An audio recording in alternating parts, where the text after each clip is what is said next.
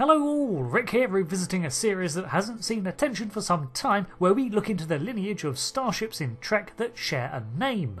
This time we're drawing our attention to the T'Plana Hath, a foundational ship in the formation of the United Federation of Planets, and one of the most important ships in human history, despite it not being a human vessel.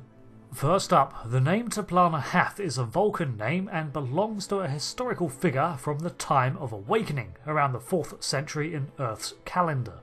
She was later referred to as the matron of Vulcan philosophy and the tutor of Surak and another named Jarok. Her teachings were centred at a prestigious college in Shakar, what would eventually emerge as the capital city of Vulcan.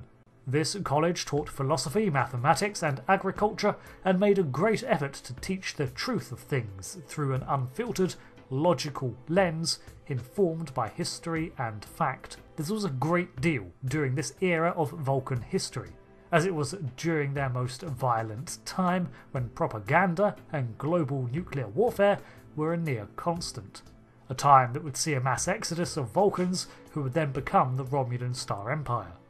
Just as Surak was remembered by the Vulcan people, so too was his teacher, and while we cannot say for certain, there were probably other vessels named for her before the first we encountered in the canon.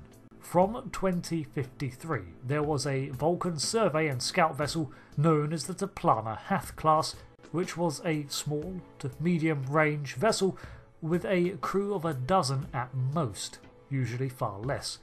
The class was primarily a planetary survey vessel used to observe both pre-warp cultures and other worlds, but they were limited to around Warp 2. Because of this, they were most extensively sent to nearby systems to the Vulcan sector, including the Sol system in 2063, where the Vulcan survey team witnessed the flight of the Phoenix and mankind's first warp journey. This class of ship was still in use by the Science Academy by 2249, although the Vulcans' High Command had generally moved on to newer designs. By the 24th century, the class had been retired and was present in several museums. However, in the mid-23rd century, the T'Pari class was launched, another survey ship, and one of these was christened the VSS T'Plana Hath. I could find no images of this class, but internally humans described it as Spartan, while Vulcans called it efficient. Sounds about right. Of course, by this era, the Federation had been formed, and Vulcan was a member world, so there was an Engel-type starship that also bore the name. The USS T'Plana Hath NCC-1004 was present for the Battle of the Binary Stars in 2257, but was sadly lost in the conflict. But it must have been the second ship commissioned, as the USS Engel was Registry 1003.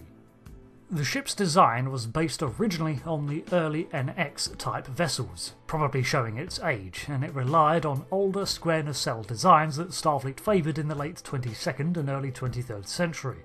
This distinctive style was common and included, quote, Eves Bayer warp drives, quadrilinear infuser coils, n-dimensional phase repeaters and bi-resonance dilithium chambers.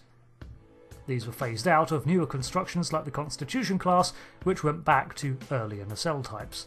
In the 24th century, there was another Starfleet vessel, class unknown, called the T'Plana Hath, which was active between 2349 and 2369, so a 20-year lifespan so far. This could make it an ambassador class, but with the longevity of Starfleet designs it could just as likely be any ship from the late 23rd century like an Excelsior. Either way, the vessel still operated in close liaison with the Vulcans, had a Vulcan captain, but later fell victim to the Borg in 2369 alongside the USS Valkyrie while trying to secure an artificial intelligence technology near Cardassian space. The Valkyrie was lost, but the T'Plana Hath survived the encounter, crippled but alive. So, the namesake was very much a thinker and a prominent figure in Vulcan society, so it makes a lot of sense that they would honour her legacy with a vessel named on ships dedicated to science and learning. We know precious little about the Starfleet iterations of the vessel, except that they do not seem to fare well in combat, so presumably they are more geared towards science missions than battle. This might actually be the case, as the 24th century version was not expecting to run across Borg, so a science vessel would make sense to procure AI tech. It's one of the few Starfleet ships that we see that has its name based in the history of a Federation member other than Earth, which does seem rather skewed, to be honest, but I love it when we get alien-named vessels. It directly adds to these other fictional cultures by showing a level of legacy and history inherent to each one. It just so happens that while an important figure in Vulcan history, the T'Plana Hath is pivotal for humans too. With no survey ship, no First Contact in 2063, and probably no United Earth, let alone a Federation. Thanks for watching this video on the T'Plana Hath. I've been Rick, and until the next one, thanks again, and live long and prosper.